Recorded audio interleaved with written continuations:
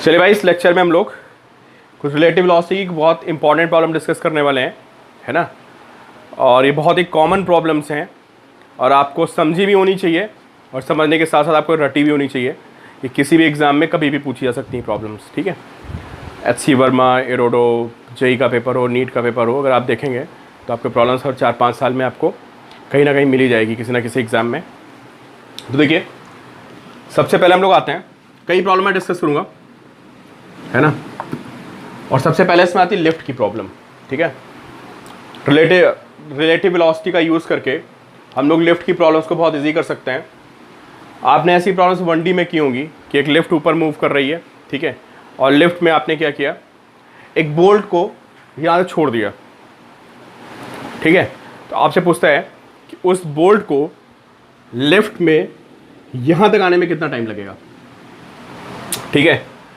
और लिफ्ट ऊपर जा रही है एक्सेलरेशन ए से, lift is moving the acceleration A, और एक बोल्ट यहाँ से अपने आप खुल के गिर जाता है and this height of lift is h, और हमें पता करना है बोल्ट कितने टाइम में आएगा। तो हम लोग क्या करते थे, जब हमने रिलेटिव वेलोसिटी नहीं पढ़ा था तो मैं कैसा आपको बोलता था कि जब भी कभी दो पॉइंट्स आपस में मीट कर रहे हो, दो पार्टिकल्स एक दूसरे को मीट कर रहे हो, तो ऐसे आपने बहुत सी प्रॉब्लम्स 1 डायमेंशनल मोशन में की थी। तो कॉन्सेप्ट क्या होता है कि अगर आपको उनका इनिशियल डिस्टेंस पता है तो इसकी ट्रैवल डिस्टेंस की इक्वेशन लिखिए, इसकी ट्रैवल डिस्टेंस की इक्वेशन लिखिए, और दोनों डिस्टेंस का सम कर दीजिए and that is equal to initial separation. जो उन पार्टिकल्स के बीच का इनिशियल सेपरेशन होगा उसके इक्वल कर देते हैं। तो अगर ये क्वेश्चन मुझे विदाउट रिलेटिव वेलोसिटी करना हो तो मैं क्या करूँगा, भाई बोल्ट यहाँ से गिरेगा with u is equal to 0, तो मैं क्या करूँगा, बोल्ट की डिस्टेंस निकालूंगा, distance travelled by the bolt, और lift is moving with acceleration a, तो मैं लिफ्ट की डिस्टेंस निकालूंगा और दोनों की डिस्टेंस का सम मैं h के इक्वल कर दूंगा, ठीक है। क्योंकि जब ये दोनों मिलेंगे, है ना, बोल्ट यहाँ पे आ चुका होगा, लिफ्ट ऊपर जा चुकी होगी, तो दोनों मिलके h डिस्टेंस कवर करेंगे। कुछ डिस्टेंस बोल्ट कवर करेगा और कुछ डिस्टेंस को लिफ्ट कवर करेगी। ऐसे हम क्वेश्चन को करते थे, ठीक है। लेकिन अभी हम लोग इस क्वेश्चन को कर रहे हैं from reference frame of lift, ठीक है। रेफरेंस फ्रेम ऑफ लिफ्ट मतलब एक बंदा लिफ्ट के अंदर खड़ा है, ठीक है, और वो इन सारी कहानी को देख रहा है, ठीक। तो देखिए भाई, ये बंदा सब कुछ डिस्क्राइब कर रहा है। पहले जो हम क्वेश्चन करते थे ग्राउंड से करते थे, तो देखिए इसको क्या फील होगा। अब मैंने बोला कि जब भी आप किसी दूसरे रेफरेंस फ्रेम से क्वेश्चन को सॉल्व करते हो जो खुद मूव कर रहा हो, है ना, तो हम उसमें क्या करते हैं, उसमें हम रिलेटिव वेलोसिटी कॉन्सेप्ट लगाते हैं। अब देखिए भाई, इस बंदे को इसकी वेलोसिटी कितनी नजर आएगी। अब इस क्वेश्चन में मैंने लिफ्ट की वेलोसिटी को शुरू में 0 ले रखा है, मतलब जैसे लिफ्ट चलने वाली होगी उसी इंस्टेंट पे वो बोल्ट गिर गया, ठीक है। तो अगर लिफ्ट चलने वाली है एग्जैक्टली, मतलब शुरू हो रही है चलने के लिए, तो वेलोसिटी ऑफ मैन इसकी भी 0 होगी, लिफ्ट की भी 0 होगी, और बोल्ट की वेलोसिटी भी 0 होगी। तो वेलोसिटी ऑफ बोल्ट इज 0, ठीक है। अच्छा, अब एक्सेशन देखते हैं, क्योंकि ये सारा जो कुछ भी हो रहा है उसको मैन डिस्क्राइब कर रहा है, तो हमें हर वेक्टर को इसके रिस्पेक्ट पे लिखना पड़ेगा कि इस मैन के रिस्पेक्ट पे क्या है। तो अगर आप एक्सेशन की बात करेंगे तो देखिए, जो बोल्ट होगा, बोल्ट का एक्सेशन होगा g इन डाउनवर्ड डायरेक्शन। इसको मैं लिख लेता हूँ AB, AB means acceleration of bolt, g in downward direction. इस बंदे का एक्सेलेरेशन वही होगा जो लिफ्ट का एक्सेलेरेशन होगा, और लिफ्ट का एक्सेलेरेशन अगर a है तो इस मैन का एक्सेलेरेशन भी a होगा। तो acceleration of man is a in vertical direction, ठीक है। अब मैं निकालूंगा acceleration of bolt with respect to man, तो आपको पता है मैं लिखूंगा AB माइनस AM, ठीक है। AB की वैल्यू कितनी है, AB की वैल्यू g है, दिस इज g। मैं नीचे पॉजिटिव ले लेता हूँ, मैंने नीचे डायरेक्शन पॉजिटिव ले ली है, तो दिस इज g, तो ये a निगेटिव होगा, एंड g माइनस a, तो this is g plus a, ठीक है। This is acceleration of bolt with respect to man. ये इसका एक्सेलेरेशन आ गया बोल्ट का मैन के रिस्पेक्ट में, ठीक है। और ये इनिशियल वेलोसिटी आ गई, this is the initial velocity which is 0, ठीक है। अब देखो मैं आपको बार बार ये बोलता हूँ कि जब भी आप किसी क्वेश्चन को किसी के रिस्पेक्ट में सॉल्व करते हो तो उसको ऐसा फील होता है कि मैं रेस्ट पे हूँ, ठीक है। तो इस बंदे को लगेगा, हालांकि ऐसा होता नहीं है, वो खुद ट्रैवल कर रहा होता है, लेकिन रिलेटिव वेलोसिटी कॉन्सेप्ट में यही अप्रोच होती है कि इसको ऐसा फील होता है कि मैं रेस्ट पे हूँ और बाकी सब कुछ चल रहा है, ठीक है। तो एक्चुअल में क्या हो रहा है, एक्चुअल में तो ये हो रहा है कि कुछ डिस्टेंस बोल्ट ट्रैवल कर रहा है। जो बंदा ग्राउंड पे खड़ा है वो क्या डिस्क्राइब करेगा, वो बोलेगा, उसको क्या दिखेगा, उसको दिखेगा कि यार थोड़ा सा बोल्ट गिर के आया है ऊपर से नीचे, थोड़ी सी लिफ्ट गई है, वो कहेगा कि दोनों मूव कर रहे हैं। इस बंदे को लगेगा कि भाई मैं रेस्ट पे हूँ और जो कुछ भी हो रहा है वो सिर्फ बोल्ट काम कर रहा है, इसको अपने आप को रेस्ट पे नजर आएगा। तो अगर इसको रेस्ट पे नजर आएगा तो उसको ऐसा लगेगा सारा काम, जैसे सारी जो डिस्टेंस है वो बोल्ट ने ट्रैवल की है ना। तो अगर कोई पूछता है कि व्हाट इज डिस्प्लेसमेंट, चलो मैं इसको एक्स लिख देता हूं, of bolt with respect to man, तो आप उसको एच बोलेंगे, क्योंकि मैन को लग रहा है कि भाई मैं रेस्ट पे हूं, मैन को लग रहा है मैं रेस्ट पे हूं और ये जो सारी डिस्टेंस कवर की है वो बोल्ट ने कवर की है ना। तो दिस इज एक्स क्या है यहां पे, displacement of the bolt with respect to man, ठीक है। मैन के रिस्पेक्ट में बोल्ट कितना चल के आया है, ये एच हो गया।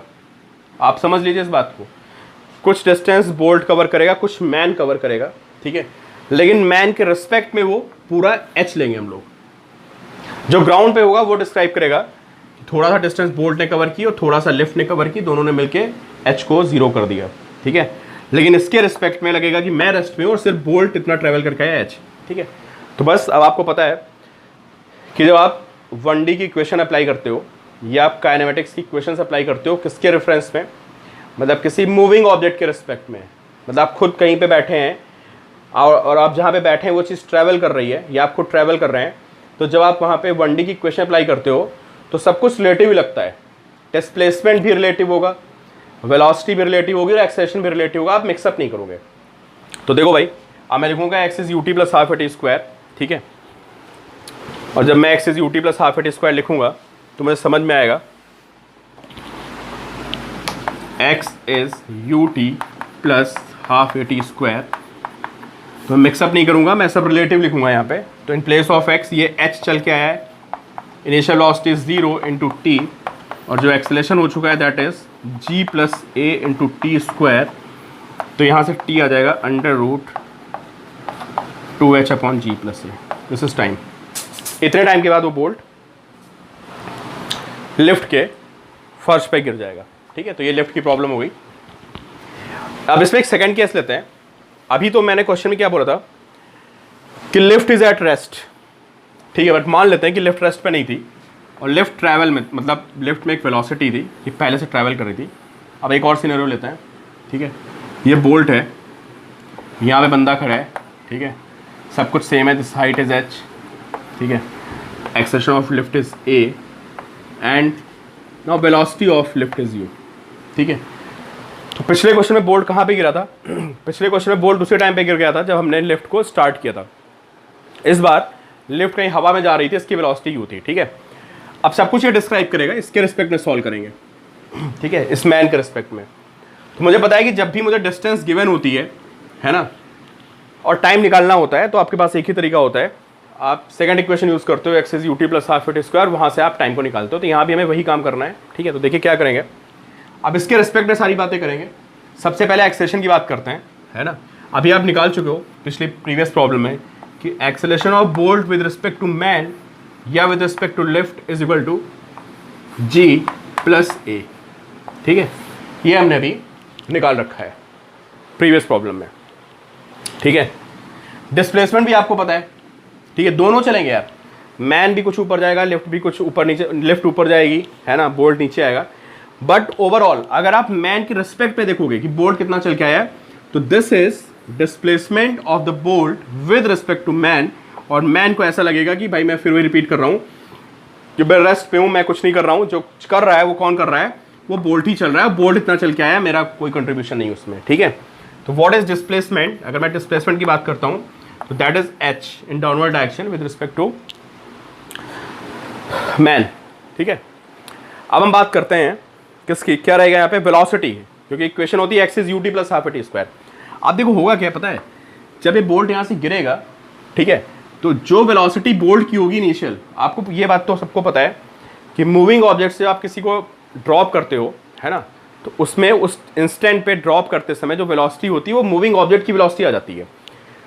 तो ये भले ड्रॉप हुआ हो, ठीक है, ये ऐसा लग रहा है कि ड्रॉप हुआ है, बट इसकी इनिशियल वेलोसिटी क्या होगी, जो इसकी इनिशियल वेलोसिटी होगी वही होगी जो लिफ्ट की होगी, और लिफ्ट की वेलोसिटी u है। जब बोल्ट अलग हो रहा है उस टाइम पे लिफ्ट की वेलोसिटी u है, तो बोल्ट की वेलोसिटी भी ऊपर की तरफ u होगी।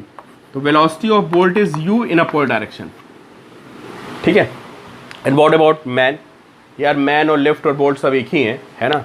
तो अगर लिफ्ट u वेलोसिटी से जा रही है तो वेलोसिटी ऑफ मैन भी u होगी इन अपवर्ड डायरेक्शन। अगर मैं आपसे पूछूं what is velocity of bolt with respect to man, तो आपका आंसर 0 हो जाएगा, ठीक है। रिलेटिव वेलोसिटी कैंसिल हो गई ना, दोनों की वेलोसिटी u थी तो ये कैंसिल हो गई। अब हम इक्वेशन लिखेंगे, x is ut plus half at square. तो देखिए रिजल्ट वही आएगा, h इज, यहाँ पे आप 0 लिखोगे because relative velocity is 0 into t plus half g plus a into t square and t is equal to √2h upon g plus a, ठीक है। तो आप ध्यान रखिएगा कि जो उसका टाइम ऑफ डिसेंट होगा, गिरने का टाइम होगा, वो सेम रहेगा, उसमें कोई चेंज नहीं आएगा। चाहे आप लिफ्ट को स्टार्ट करते समय बोल्ट को गिराओ, और चाहे आप लिफ्ट कहीं मोशन में है और बीच में आपने बोल्ट को छोड़ दिया, दोनों को उसमें रिजल्ट जो है दोनों केसेस में इट विल बी सेम, ठीक है। ये प्रॉब्लम बहुत पूछी आती है, और जो बंदा ग्राउंड से डिस्क्राइब करेगा उसके लिए कहानी थोड़ी सी डिफरेंट होगी, है ना। देखिए यहाँ इजी हो गई प्रॉब्लम, ग्राउंड से आप डिस्क्राइब करते थोड़ा मुश्किल होता, पहले लिफ्ट को चलाते फिर बोल्ट को चलाते फिर उसका सम निकालते, ठीक है। तो भाई लिफ्ट की प्रॉब्लम हो गई। अब नेक्स्ट देखते हैं, ये प्रॉब्लम बहुत आती है, एक शिप की प्रॉब्लम है, ठीक है, बहुत ही स्टैंडर्ड प्रॉब्लम है शिप प्रॉब्लम। अभी ये जेई में भी आ चुकी है ना, और ये नीट में भी आ चुकी है, बहुत कॉमन प्रॉब्लम है ना। हमारे टाइम पे हमारी बुक में होती थी प्रॉब्लम। देखते हैं शिप प्रॉब्लम, अंश बंसल, ठीक है। देखिए क्या प्रॉब्लम है, ये दो शिप हैं, ठीक है। शिप ए, थोड़ा यहाँ बना देता हूँ मैं, this is ship A and this is ship B, ठीक है। और आप देख रहे हो कि जो बी शिप बी है टुवर्ड्स नॉर्थ ऑफ ए, है ना, this is towards north of A, ठीक है। And B starts moving towards west with speed u, starts moving with speed u towards west, and A starts moving towards north with speed u, ठीक है। तो ये चलता है waste की तरफ और ये चलता है नॉर्थ की तरफ। ये क्वेश्चन है इनिशियली, ये में डेटा गिवन है, and this distance is d, distance between the ships is d, ठीक है। क्वेश्चन मैं आपको दोबारा बताता हूँ। शुरू में ये ऐसे हैं, ये इसके साउथ में, ये इसके नॉर्थ में है, ये वेस्ट की तरफ चलना शुरू करता है और ये इसकी तरफ बिल्कुल स्ट्रेट जा रहा है टुवर्ड्स नॉर्थ। अब ऐसे दो क्वेश्चन बनते हैं, मिनिमम डिस्टेंस, इनके बीच में मिनिमम डिस्टेंस कब होगी, ठीक है, और टाइम, आपको टाइम पता करना है व्हेन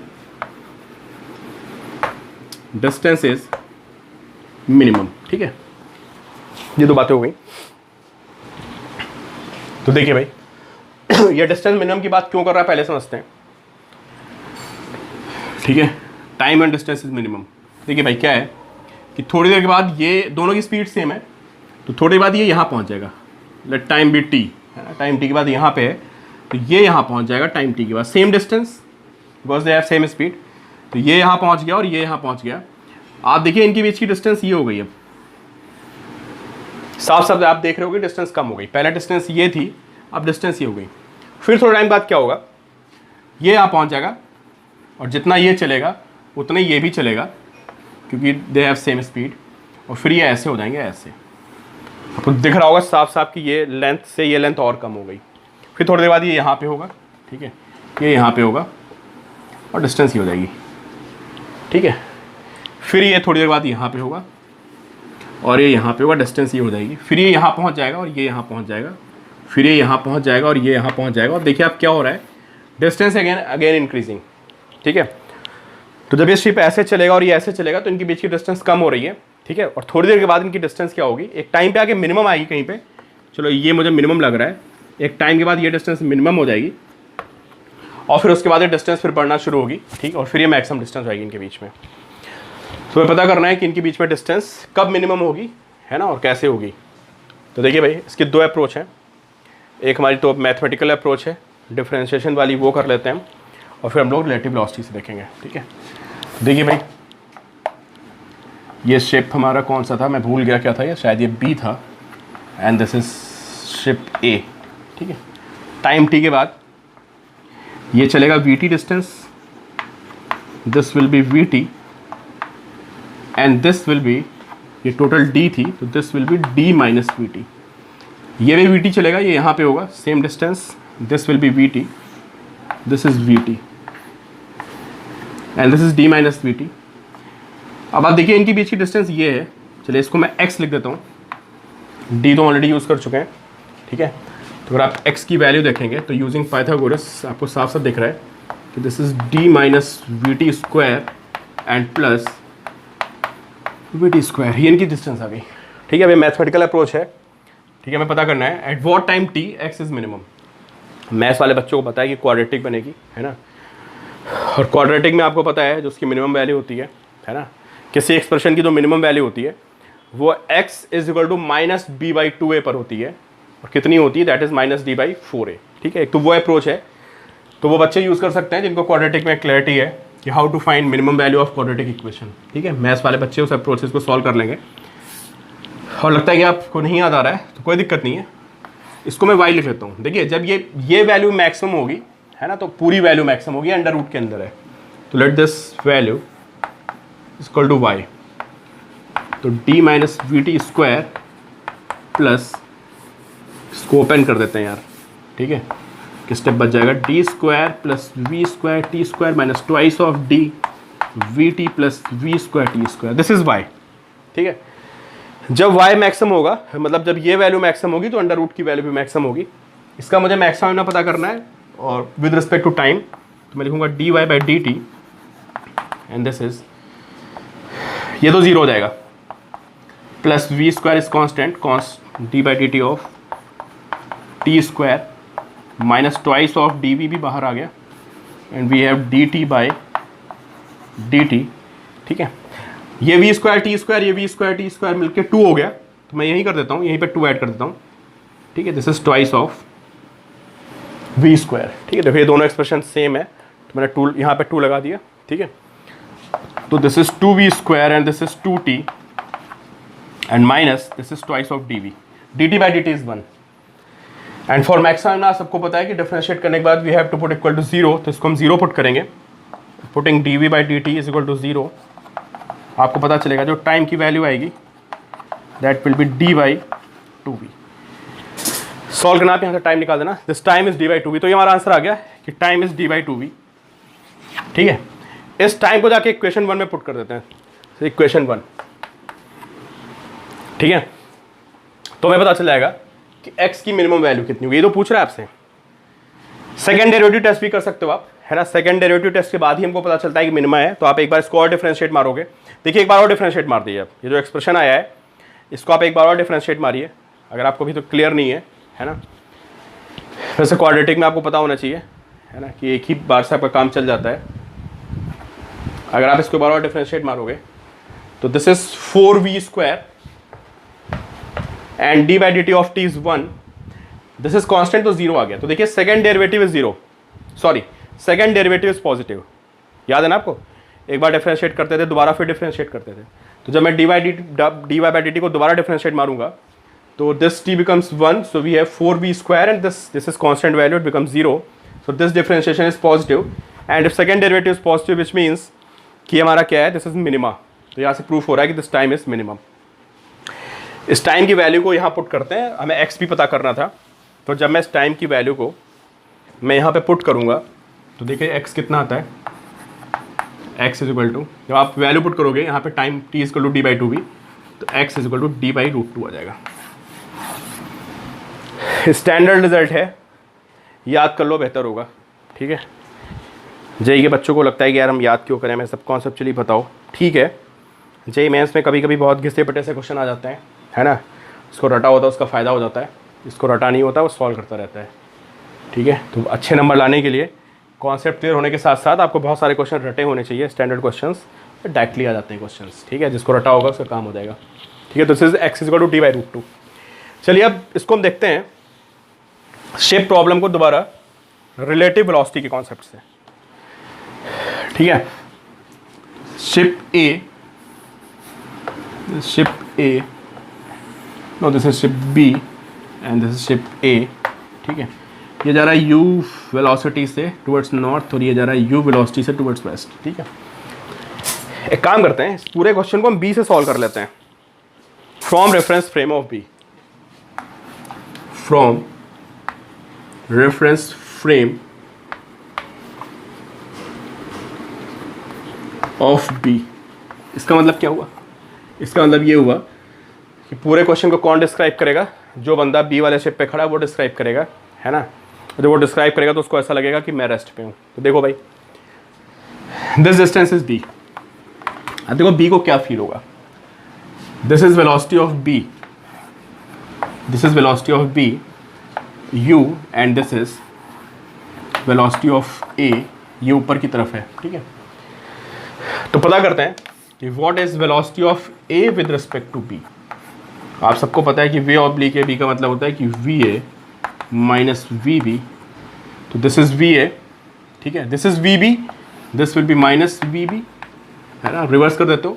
सब्ट्रैक्शन में आपको पता है सब्ट्रैक्शन का मतलब क्या होता है कि एक वेक्टर को रिवर्स करके ऐड कर देना। This is minus VB, so this is VA and this is minus VB, this is minus VB। मैंने पैरेललोग्राम लॉ यूज कर दिया, ठीक है। दोनों के ट्रायंगल यूज कर दिए, this parallelogram law and this represents, ये क्या बताएगा हमको? ये हमको बताएगा VA ऑब्लिक B। अगर आप इसकी वैल्यू निकालेंगे कितनी होगी? ये सब्ट्रैक्शन हो रहा है और आपको पता है मैग्नीट्यूड अगर आपको निकालना होगा तो कितना होगा? VA square plus VB square minus twice of VA VB cos 90 in this case, ठीक है। दोनों में एंगल 90 है। VA = U, VB = U। तो अगर आप रिलेटिव वेलोसिटी का मैग्नीट्यूड निकालना चाहते हो तो ये सब जीरो जाएगा, cos 90 0, this is U, this is U, you will get √2U। या सीधे पता है, ज्योमेट्री होती कुछ नहीं होता है। अगर ये आपका U है, दिस वैल्यू इज U और ये वैल्यू U है, तो आपको पता है दिस डायगोनल इज √2U। कोई ज़रूरी नहीं कि हम ये फॉर्मूला अप्लाई करें, है ना। सीधा दिख रहा है, दिस इज √2U पाइथागोरस है, ठीक है। या फॉर्मूला अप्लाई कर तो एग्जाम में आता तो फॉर्मूला अप्लाई करना बेटर रहेगा। दिस वेलोसिटी इज √2U, ठीक है। And what about angle? भाई ये दोनों सेम है ना, तो angle is 45 and this angle is 45। ये आपको समझ में आ गया होगा कि स्पीड √2U आ गई एट एंगल 45। अब देखो क्या होगा। अब देखो भाई B को क्या फील होगा। ये ध्यान रखना कि this angle is 45 and this speed is √2U, ठीक है। कि B को क्या फील होगा? B को ऐसा लगेगा यार मैं चल नहीं रहा हूँ, है ना, मैं रुका हुआ हूँ। दिस इज B, उसको ऐसा फील होगा मैं रुका हूँ and only A is moving and at what angle? At 45 degree. From X बोले फ्रॉम Y बोले, दोनों बातें सेम है। इसको लगेगा यार मैं रुका हुआ हूँ and this shape is moving the speed of with what speed? With √2U, relative speed आ गई इसकी। And at what angle? 45 degree. इसको लगे मैं रुका हुआ हूँ और सब बातें रिलेटिव चल रही हैं, है ना। तो ये बोलेगा कि यार दिस इज शॉर्टेस्ट डिस्टेंस, है ना। अगर इसका मोशन आपको स्ट्रेट लाइन दिख रहा है तो आपको पता है कि किसी पॉइंट से स्ट्रेट लाइन पे जो शॉर्टेस्ट डिस्टेंस होती है वो परपेंडिकुलर होती है। तो this will be shortest distance. ये पढ़ोगे यार, ये सिंपल सी बात है वैसे, ठीक है। कि if you have a line and you have a point, कोई कहता है कौन सी शॉर्टेस्ट डिस्टेंस होगी? तो ये डिस्टेंस हो गई, ये हो गई, ये हो गई, ये हो गई, ये हो गई, ये हो गई। जो परपेंडिकुलर आएगी दैट विल बी शॉर्टेस्ट, ठीक है। तो मैंने यहाँ पे परपेंडिकुलर ड्रॉ कर दिया and this is shortest distance. को ऐसा फील होगा कि मैं रुका हुआ हूँ, सिर्फ ये प्लेन ऐसे जा रहा है। ये कॉन्सेप्ट होता है रिलेटिव वेलोसिटी का, ठीक है। तो this is D, this angle is 45, this angle is 90। तो आप पता करोगे अगर पाइथागोरस लगा के, ठीक है। दिस इज हाइपोटेन्यूज D, ठीक है। ये दोनों 45 है ना। आप पाइथागोरस लगा देना या इसको x लिख देते हैं यार, चलो आपको समझा देते हैं। This is x and this is D and this angle is 45 तो x by D is cos 45, तो x by D is 1/√2, so x is d by √2। ठीक है, ये आगे आपका x की वैल्यू कितनी होगी, d by √2। This is shortage distance. ठीक है, अब शॉर्टेज डिस्टेंस कब होगी, जब इसके रिस्पेक्ट में इसको ऐसा लगेगा कि जब ये वाला प्लेन यहाँ पहुँच चुका है, प्लेन नहीं सॉरी शिप, जब ये शिप यहाँ पहुँच चुका है, इसको लगेगा यार अब जो डिस्टेंस है वो क्या है, वो शॉर्टेस्ट है। तो ये स्पीड कितनी है, दिस स्पीड इज √2u। भाई या तो ग्राउंड से सॉल्व कर लो या रिलेटिव स्पीड से सॉल्व कर लो, सब कुछ फिर रिलेटिव लेना पड़ता है।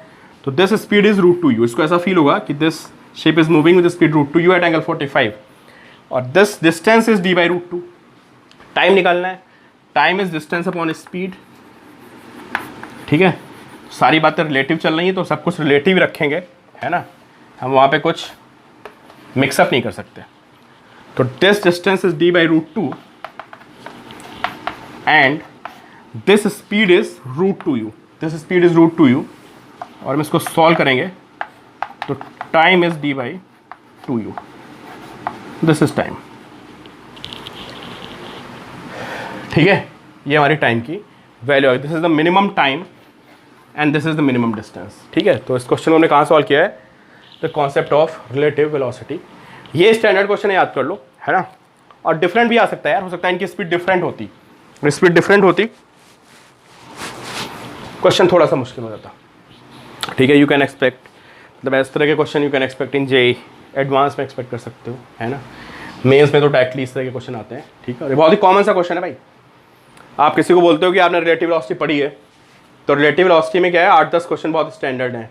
रिवर बोट प्रॉब्लम, है ना, रेन अम्ब्रेला प्रॉब्लम, ये वाली प्रॉब्लम, है ना, इससे पहले लिफ्ट वाली प्रॉब्लम, मतलब पूरी कहानी यार 8-10 क्वेश्चन के इर्द गिर्द ही घूमती है। वो आपने 10-12 क्वेश्चन ढंग से समझ रिलेटिव वेलोसिटी के, तो आपको कोई दिक्कत नहीं आने की। ठीक है, तो ये ऐसे क्वेश्चन था एक।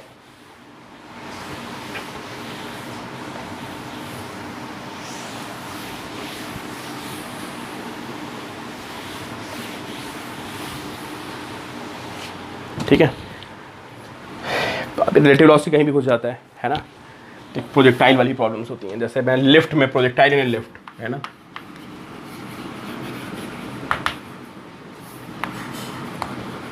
प्रोजेक्टाइल इन ए लिफ्ट। देखो भाई, ये लिफ्ट है, ठीक है, और ये लिफ्ट ऊपर जा रही है एक्स एक्सेस से, नीचे भी आ सकती है, ए से ऊपर जा रही है। ठीक है, और कोने में खड़े होकर आपने लिफ्ट के अंदर, लिफ्ट है या कोई बड़ा सा बॉक्स है, थीटा एंगल पे आपने u वेलोसिटी से एक पार्टिकल को फेंक दिया at theta angle with velocity u। ठीक है, और ये ऐसे आके ऐसे ऐसे गिरेगा। एक्चुअल में क्या होगा, पहले मैं एक्चुअल का सीन बता देता हूँ। थोड़ी देर बाद क्या होगा, ये ऐसे जा रहा होगा ऐसे, और लिफ्ट ऊपर जा चुकी होगी, और ये जाके धड़ाम से यहाँ पे ऐसे ऐसे गिर जाएगा। ठीक है, तो लिफ्ट ऊपर चली गई थोड़ा सा, देखिए this is position of lift, ये लिफ्ट आ गई यहाँ पे, ऊपर जा रही है, और ये ऐसा हवा में उड़ता जा रहा होगा, जाके यहाँ पे ये हिट कर जाएगा इसको, इस पॉइंट पे। ठीक है, ये ग्राउंड से बंदा एक्सप्लेन करे, जो बंदा ग्राउंड पे खड़ा वो बोलेगा कि भाई ऐसे ऐसी कहानी चल रही है। ठीक है, अभी हम कहाँ खड़े हैं, अभी ग्राउंड का बंदा नहीं देख रहा है, अभी पता है कौन देख रहा है, अभी यहाँ पे एक मैन खड़ा, वो सब कुछ देख रहा है कहानी लिफ्ट के अंदर। ठीक है, तो यार ये बताओ,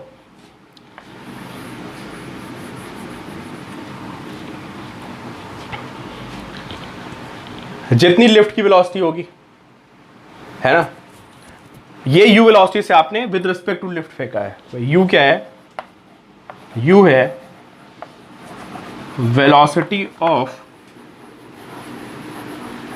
projectile with respect to lift. ये लिफ्ट के रिस्पेक्ट में है, मतलब जो बंदा यहाँ पे खड़ा होकर फेंक रहा है उसकी फेंकने की वेलोसिटी है। ठीक है, मान लो लिफ्ट ऊपर जा रही v वेलोसिटी से, आपको कंफ्यूज करने के लिए बोलते हैं कि लिफ्ट वेलोसिटी इज v।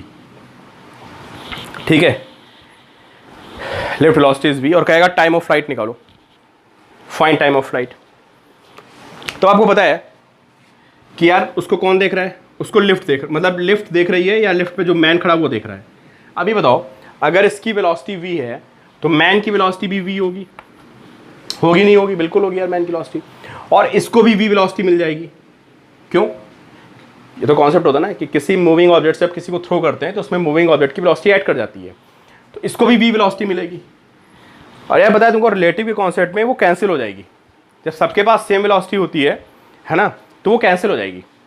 ठीक है, तो पहली बात तो कहीं अगर आपको इस तरह की वेलोसिटी गिवन है तो you can ignore this velocity, इसको हम इग्नोर मार देंगे, इससे कोई फर्क नहीं पड़ने वाला।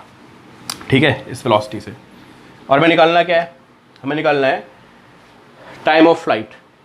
ठीक है, तो आपको क्या करना है, अब देखो समझ गया ना, इनिशियल वेलोसिटी कैंसिल हो गई, जितनी लिफ्ट की थी उतनी मैन की थी उतनी बॉल की थी, सब आपस में कैंसिल, खत्म। There is no initial velocity, सिर्फ ये होगी दिस u। ठीक है, मैन के रिस्पेक्ट में।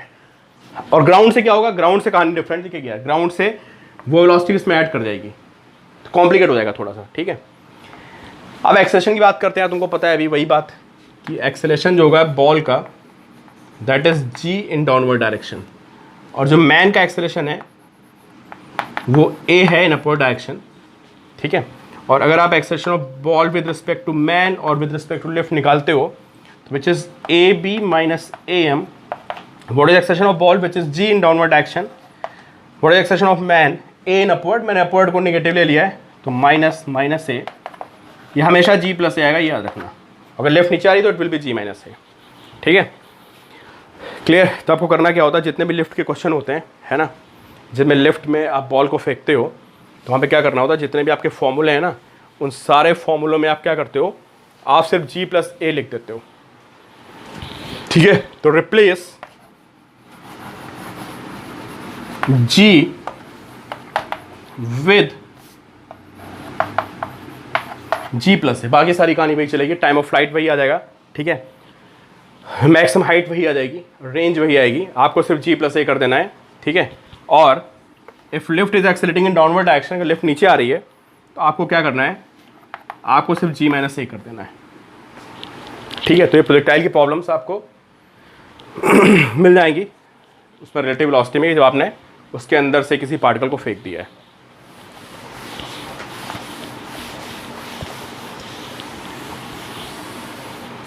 ठीक है, बाकी कोई फर्क नहीं पड़ेगा यार, लिफ्ट की इनिशियल वेलोसिटी का प्रोजेक्टाइल पे कोई फर्क नहीं पड़ेगा। क्यों, जितनी लिफ्ट की इनिशियल वेलोसिटी होगी उतनी बॉल के फेंकने की, तो वो कैंसिल कर जाएगी, समझे, तो उससे फर्क नहीं पड़ने वाला, बाकी सारे रिजल्ट आपके सेम आएंगे। सिर्फ आपको क्या करना है, g को g प्लस a कर देना है या g माइनस a कर देना है। ठीक है, बाकी क्वेश्चन पे कोई फर्क नहीं पड़ेगा, सब कुछ सेम रहेगा।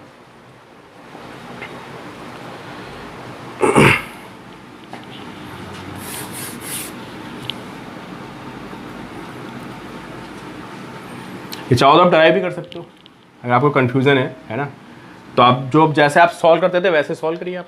ठीक है, सब कुछ आपको वो लेना है, क्या वही इक्वेशन बनेगी, हर इक्वेशन में आपको g के प्लेस पे g प्लस a कर देना है, बाकी कोई डिफरेंस नहीं आएगा, समझे।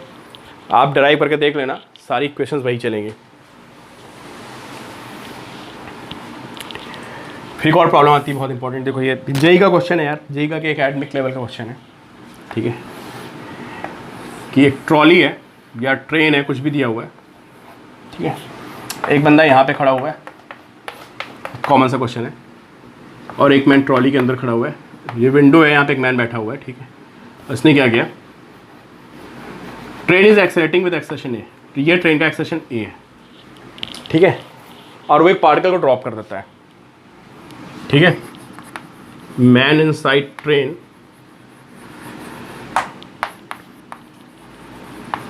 ड्रॉप्स ए पार्टिकल, वो एक पार्टिकल को क्या करता है, ड्रॉप कर देता है। अब क्वेश्चन ये बनता है कि what is acceleration of the particle as seen from train, जो बंदा ट्रेन में बैठा उसको क्या दिखेगा, है ना, and what is acceleration of the particle as seen from the ground, जो बंदा ग्राउंड पे खड़ा उसको क्या दिखेगा। ये दो क्वेश्चन बनते हैं। ठीक है, आसान से क्वेश्चन देखिए आप यार, तो जो बंदा ग्राउंड पे खड़ा उसके रिस्पेक्ट में देखते हैं, जो बंदा ग्राउंड पे खड़ा है ना, उसको तो दिखेगा कि इसका एक्सेलेरेशन g है डाउनवर्ड डायरेक्शन में, क्योंकि उसको फोर्स दिखेगा नीचे की तरफ। कौन सा फोर्स, जब बॉल हवा में आ गई तो उस पर mg दिखेगा और उसको डाउनवर्ड डायरेक्शन में एक्सेलेरेशन g दिखेगा। ठीक है, रिलेटिव एक्सेलेरेशन, क्योंकि चल ही नहीं रहा है ये चल नहीं रहा है, खड़ा हुआ है। ठीक है, इसका एक्सेलेरेशन खुद का 0 है, तो जो आपको बॉल का एक्सेलेरेशन नज़र आएगा वो g नज़र आएगा। भाई एक्सेलेरेशन तब चेंज करता है जब आप खुद चलना शुरू करते हो, ठीक है। अब जो बंदा ट्रेन में बैठा है उसको क्या दिखेगा, देखो उसको दिखेगा कि बॉल का एक्सेलेरेशन तो g है बिकॉज ऑफ ग्रेविटी। जब कुछ हवा में आती है ना, cause of acceleration is force, जो फोर्स होता है उसकी वजह से एक्सेलेरेशन आता है।